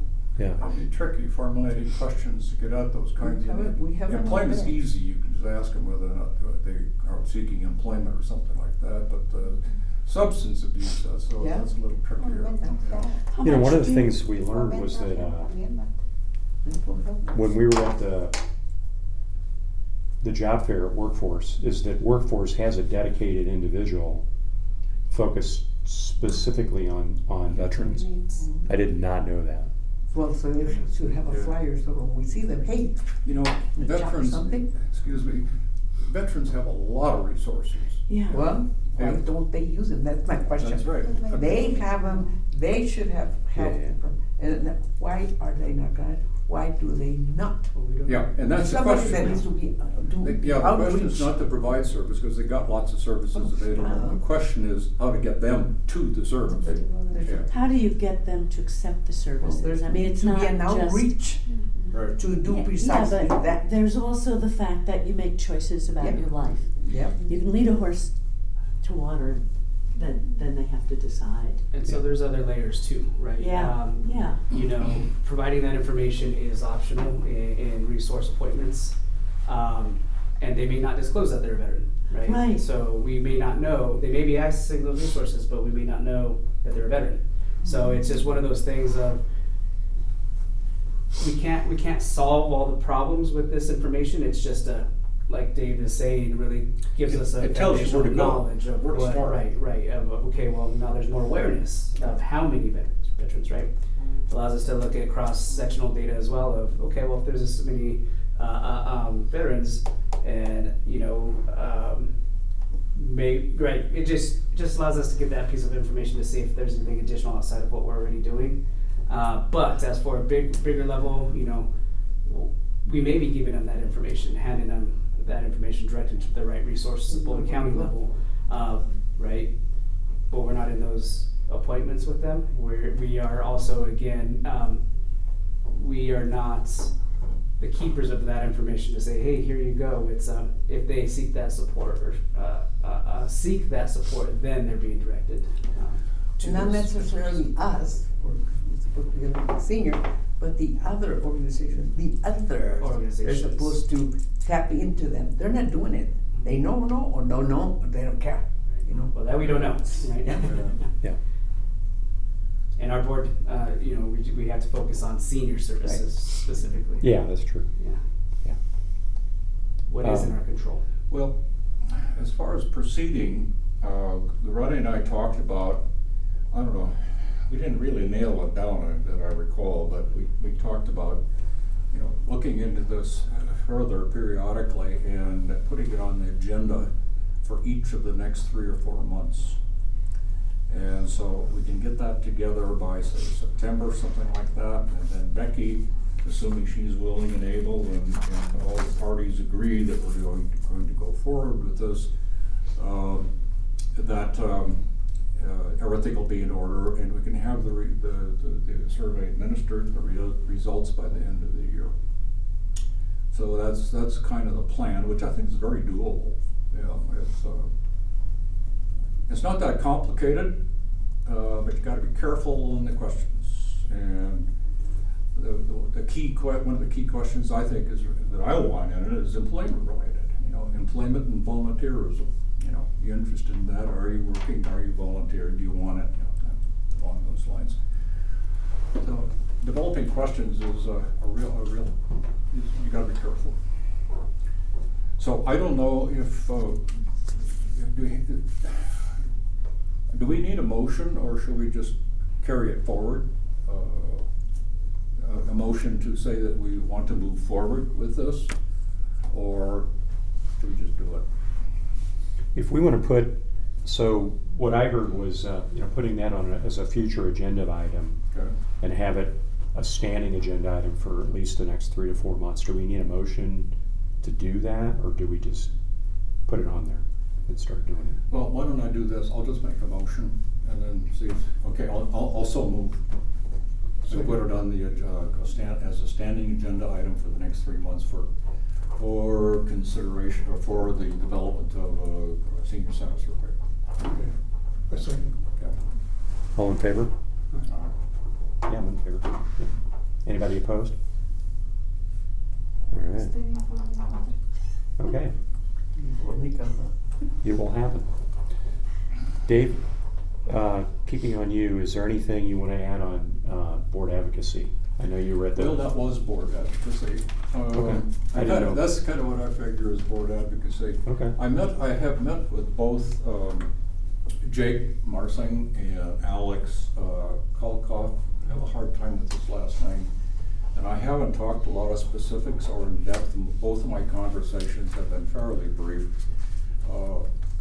Although I just really impressed with both those guys. Seem to be very supportive of the senior center and what we're doing, the direction of we are going. By the way, sometimes I've complained to John a couple of times that sometimes I'm talking to these guys and I don't quite know what to say. I think I mentioned that last time. But I think a talking point that I'd like your approval on is I would like to say to the council members that we are moving this direction where we are considering a survey, a fairly comprehensive survey, and is there anything you would like to include in such a survey? And so if everybody's okay with that. So, well, you know, some of the council people that you mentioned, sometimes it hits me like, wants to be yo, me, I know it all. No, the council is there together to cahoot and get to know everything, and not disrespect the mayor, who's the mayor. Yeah. But sometimes they carry on as if this is what I'm telling, this is what I'm saying, you're not listening. It gets very, I've run into that. I've gone into, well, hell, yeah, Oh, yeah. I mean, I'm sorry, but I go off and on, and what are you doing here? Well, I put you there, come check you out, see what's happening. Yeah. You know, they need to be, because sometimes they think they're competing. I know it this way, this should be this way, or whatever. It's not good. I mean, the council should be together, respectful of one another, and suggest and help, and not downplay the other. And so you could put it on the radar that's what's in the works. The advisory board's making recommendations on the direction of that. But as for recommendations they have, it's really city staff who will design those questions, because the information has to be relevant to the services that we're providing. And they have an idea, but they don't know all those details of what it is that we need to know. And so it is okay to just put on the radar, hey, if you have anything, let the board know, and we can put that in our recommendations to city staff in that process. So the city staff doesn't really want the city council coming to them and telling them what to put in a survey? That would be... Yeah. That's a good way to put They it. can. They Stay out of my absolutely can. goddamn business? They absolutely can. But again, right, it's our staff really know what information it is we need to collect. If we took everybody's recommendations and feedback, we'd have a 100-page survey versus 10, 15 pointed questions that we really need to know and get the information on. And the shorter the survey, the better the results. And I understand that, yeah, and I think there are techniques to get to help with that. We talked about that yesterday a little bit, but, yeah. And more so it could Well, be we, a- you know, right. no, but, you know, we do wanna be involved, and I wanted to say, think about this. You know, what are the needs? You know, from your perspective, what are the kinds of things, what is the kind of information we should be getting at? So we do wanna be involved, even though the city is going to draft the question. And that's everything the advisory board does, right? Yeah. They are in that process, and you collectively are here in these meetings to advise and make those recommendations. Yeah. Absolutely, and it is the city staff who take Yeah, take well, take those recommendations, feedback, Absolutely. and put them into action. We certainly don't have the resources to Right. do that. I really appreciate what you're saying, Ronnie. I think it's really important that city council doesn't think they can make recommendations, but if you've got some ideas, feed them. Yeah. Yeah. Not to think that, yeah. But they don't need to tell us how to run. Yeah. Seriously, we're not there to hear them, oh, this is how you're supposed to do it. No. We know, as a board or our community or our seniors, what some of their needs or whatever, but not from, oh, well, I think you should do this. No, they don't know. I'm sorry. I mean, you know what I'm trying to say. Right. We do ask, and we have made requests to city council members to follow processes, and you know, follow processes and not try to go directly to a source to achieve a specific outcome of support. And so what I mean is, just like everybody, we have to follow those processes, and again, those recommendations always welcome, right? But as for directing the work of city staff, we do ask them to follow those processes. Right. Thank you. Okay. That's all I got. All right. Food table. Anything you want to add there, Eric? We did 72 individuals and 179 family members last time.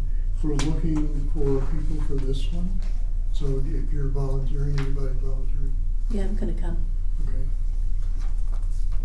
That's this Saturday, right? Same old same. Okay. Same bat time. Oh, yeah? Food table. Okay. All right, and Yeah. we're looking, we anticipate that there will be more people since people's SNAP benefits were cut on May 1st. So, I don't know, we'll see how it goes. Okay. Anything else? That's it. Okay. Thanks, Eric. All right, next section is board updates, open discussion. I have a question. Yeah. I have a question for Ronnie. You haven't done staff updates lately, or it seems like you haven't? Is No. anything going on with your staff? Yes, and that was actually in my, I passed over that. We do have a vacancy right now. Apologies, I moved into the outer change and then followed through. We have actually two different levels. I missed two things. So staff updates. We do have a vacancy right now for our recreation program supervisor. Ryan Vinson, our recreation programs supervisor at that time resigned his position. So we as a team are absorbing his responsibilities in that process. There's that, and then the applications for our advisory board, I missed that one. There was no applicants this go around for our vacancies. If there is any plans from city clerk's office to reopen it up, to try to see if we can provide additional time to our community to see if there is anybody interested, I'll let you know. But that's their direction, their choice. I'll let you know what they decide. So. Is there any way we can expedite that? Getting information if they're going to or not, I can ask, yeah. That's a good question. So I have How any many questions on those openings two. are there? Was there two open? I believe there's two. And you have to apply through the city clerk? Yes. Oh. Yeah. There's an application process and an Yeah. interview process. It's the same process for any advisory board for the city. Yeah, of Longmont. okay, I didn't know that. Yeah. Right, two. Okay. Yeah, so board updates, open discussion. I'm not exactly sure what, just anything that's on anyone's mind? Or? That's all that is. Okay. Anybody? All right. Then we'll move into future agenda items. Harold Dominguez, do we have him on track for June? I'll double check that in my bag. Let me see. Let's see if it shows here. Okay. Harold is going to attend.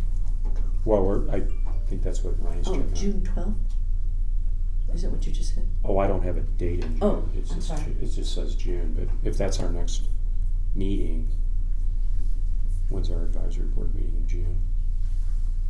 June 3rd. June 3rd. Yeah, first Wednesday, June 3rd. So, I'll check. okay. And then it says Sandy Cedar.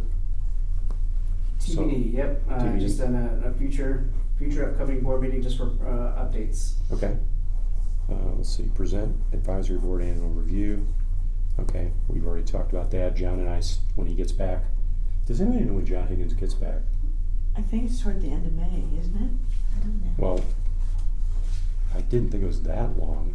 Yeah, I think they were going to be gone 2 months. 2 months? Oh, I think he was gonna be gone 5 weeks. Oh. That's what I thought too. Well, Yeah, then he's so coming home soon. should be pretty soon. Yeah. 2 months. So anyway, John and I need to get together and start working on that. Obviously, we'll pull in others. Ronnie is going to be a pretty big part of what that looks like, I would think, as well. So let's see here. Schedule a city council annual presentation. That's actually the one that's So, for yep, June. yeah, June 30. That's June 30. Yeah. As soon as we can get on. Okay. Moving on, outreach.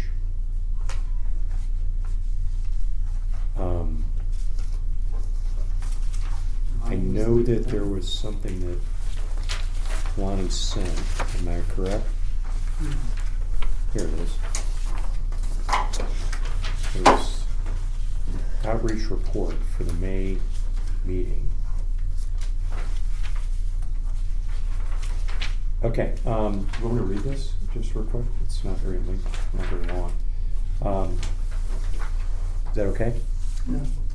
So, Lonnie says we are still on track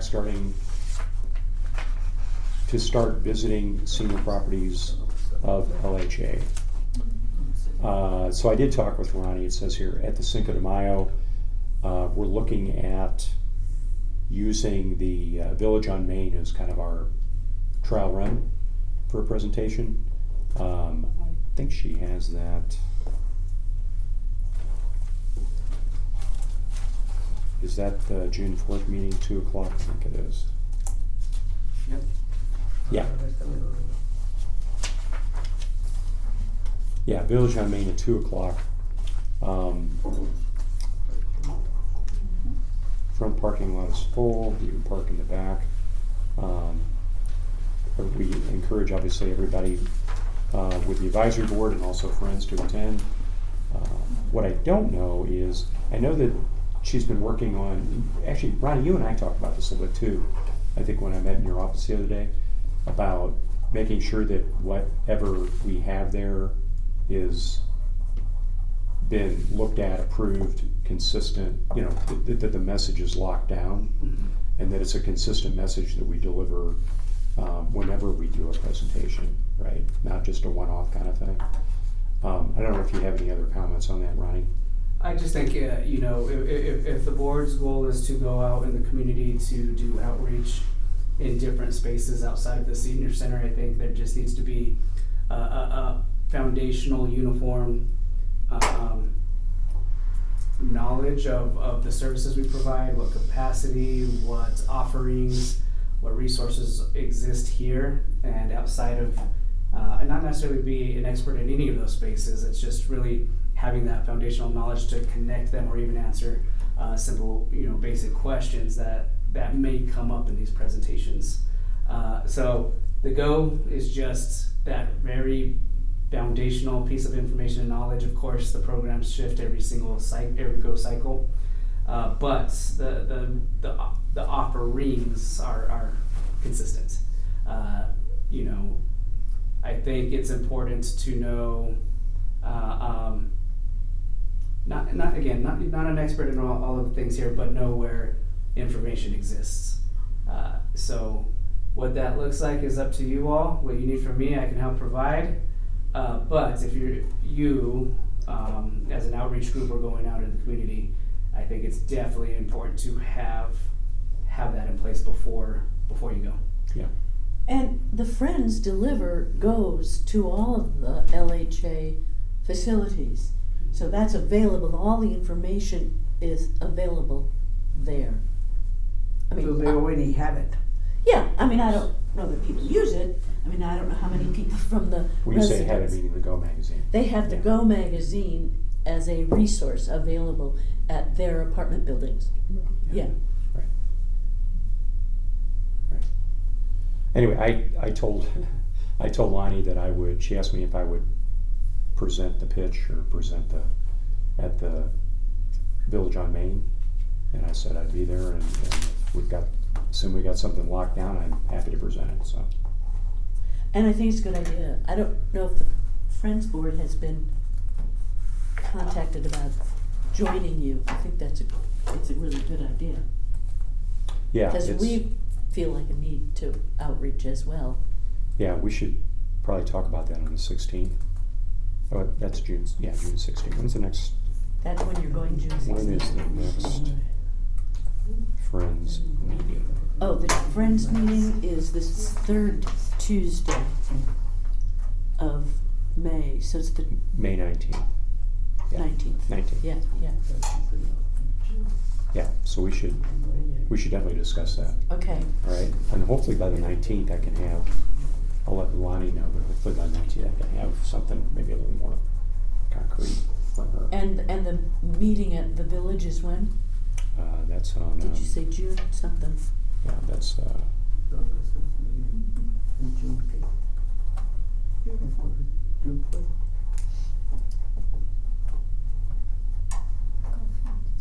No, I can't find it. I'm sure you said June. Is this it?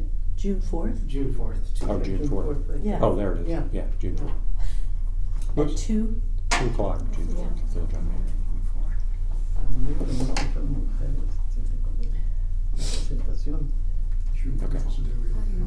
Okay. I don't know what presentation is gonna be. We haven't really got together with her to say, Yeah. okay, this is what's important. Know what we're gonna say. They have the goal book. Maybe they don't know how they use the goal book. Never. A little class there. Oh, the goal book says here, it says there. You look here, you look there. A way for them to learn how to use the goal book. Yeah. Because they have a big book.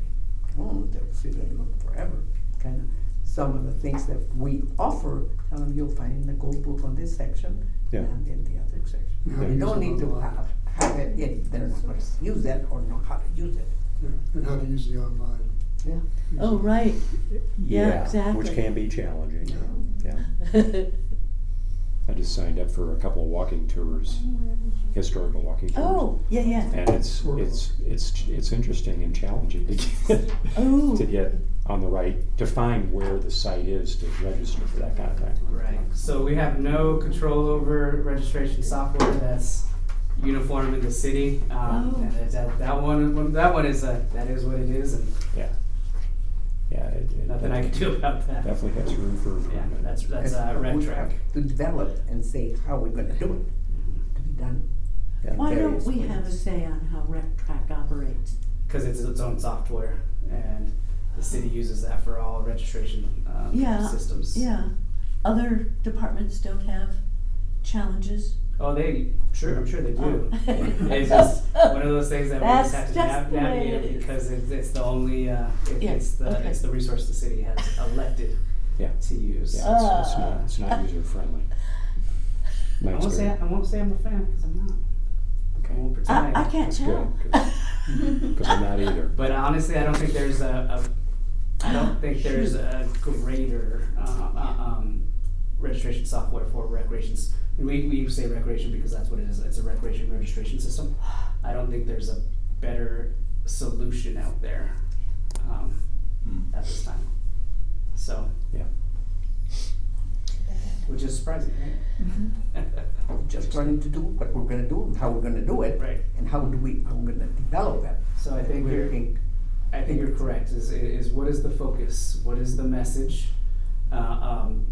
Like you and Eric both mentioned, yes, touching on the resources, but also navigating access online resources. So how much time do you want to spend on each? Right. It needs to be a uniformed presentation that is consistent but intentional, right? So it's not a let's just tell you about all the resources if that's not what you came here to learn about, right?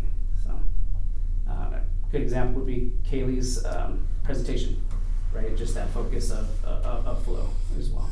Yeah, and my hope is we should be able to get some good feedback, right? 4 weeks is quick, so y'all need to figure out what the focus is going to be. And what you need for me to fill those gaps of information for you. Yeah, okay.